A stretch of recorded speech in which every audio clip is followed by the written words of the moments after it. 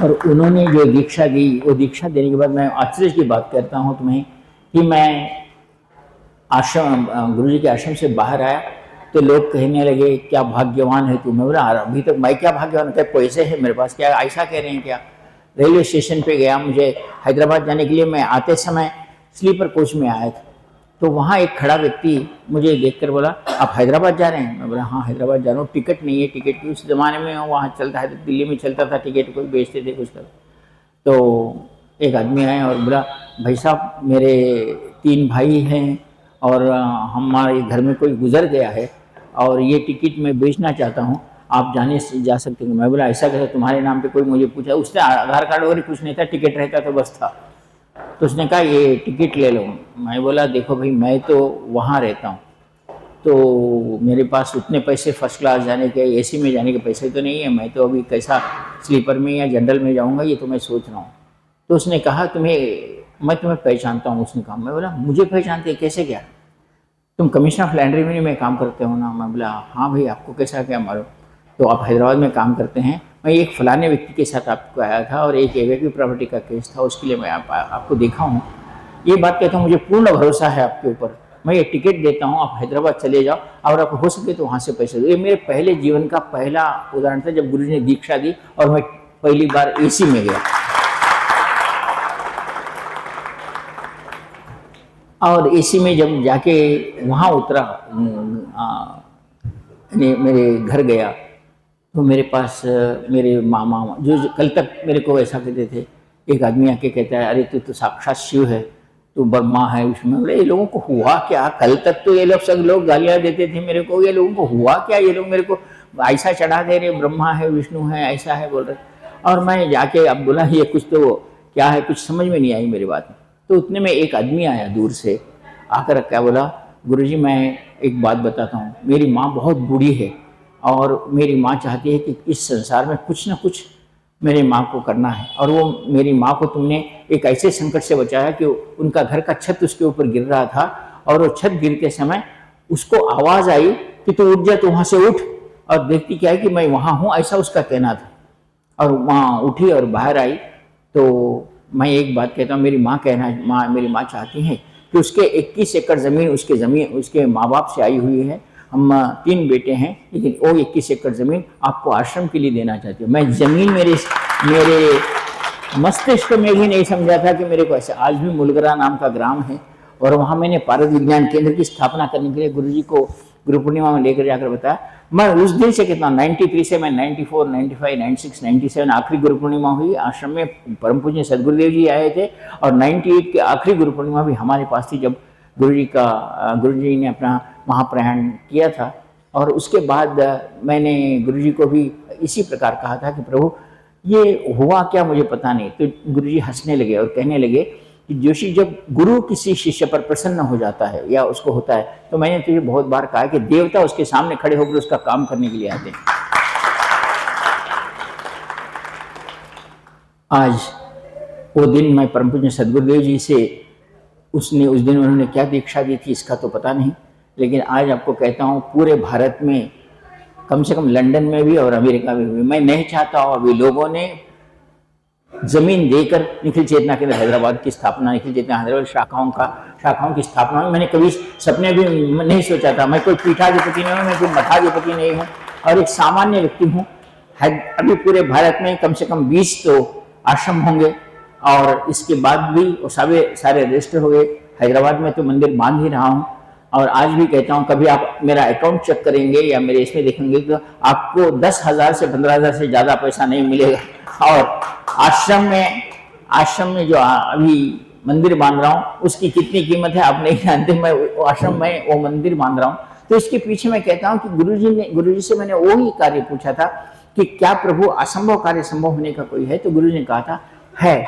और उन्हें इस मिली हुई 8 शक्तियाँ, 8 भैरव, 8 वेताल, इस सारी शक्तियों को मिला हुआ एक विशिष्ट साबर मंत्र दिया था और कहा था कि जैसे कभी अगर तू गोवर्धन पर्वत के पास जाए तो एक बात कहना, वहाँ गोवर्धन पर्वत की प्रदक्षिणा करने के बाद वहाँ की मिट्टी और एक विशिष्ट 8 धातुओं से मिली हुई एक गुटिका है, उसको तू तेरे पास रख लेना। और रख लेकर मैं जो मंत्र बोलता हूँ वृंदावन में रहकर ही करना और राधा का दर्शन ले लेना। यमुना नदी में उस गुटिका को डुबा के तेरे पास रख ले। तो जीवन में कोई एक ऐसा असंभव कार्य समझ ले, अगर 40 दिन में नहीं हुआ तो मैं गुरु नहीं हूं, बोले ऐसे गुरु जी कहा।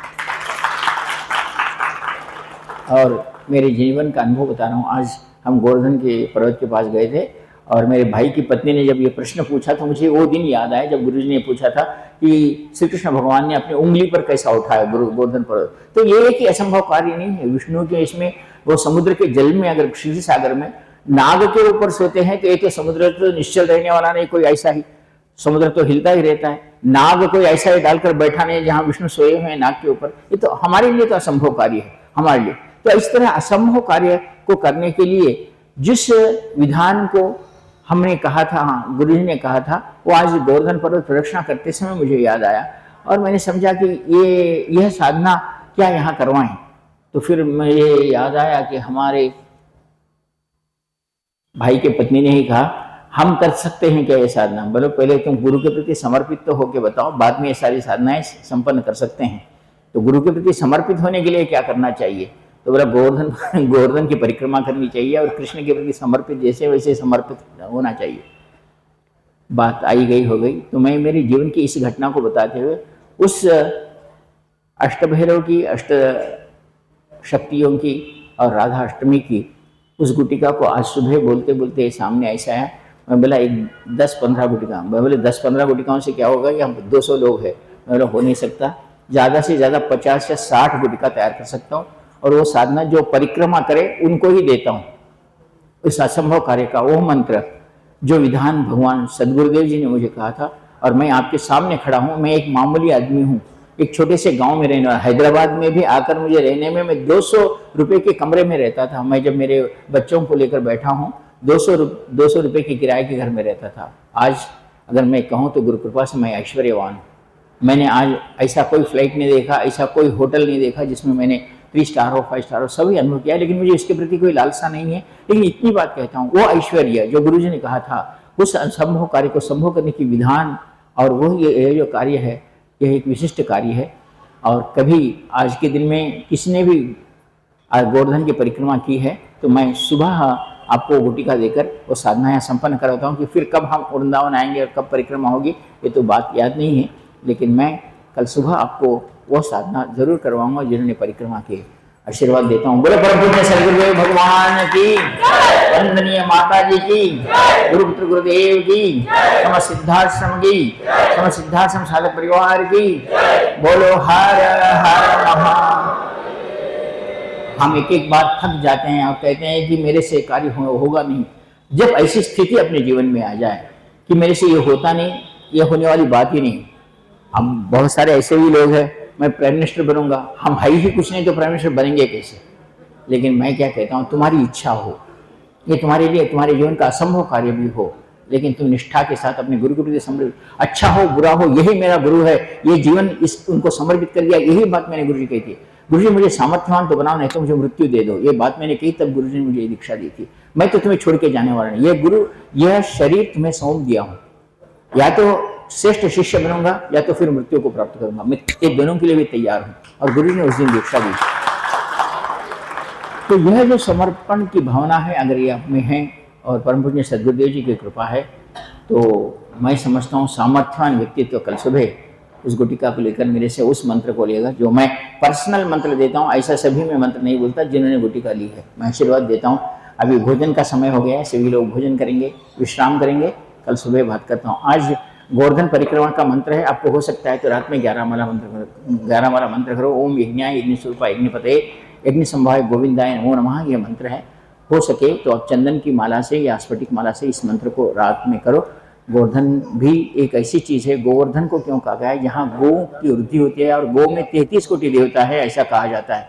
वो गोवर्धन का अर्थ है जहाँ गौवें बढ़ी जाती है। गोवर्धन का अर्थ होता है 33 कोटि उनके देवता बढ़ते जाते हैं और जिसमें इतनी शक्ति है और उसको केवल कृष्ण ही उठा सकते हैं अपनी छोटी सी उंगली पर। यह असंभव कार्य का संभव बनना हमारे लिए, मैं तुम्हें बता दिया कि जब तुम्हारे जीवन में लगे कि मेरे जीवन में यह कार्य नहीं हो सकता, मैं नहीं कर सकता, ऐसे समय में इस साधना को संपन्न कर सकते हैं। वो गोवर्धन पर्वत की ही साधना है। मैं आप सभी को आशीर्वाद देता हूँ।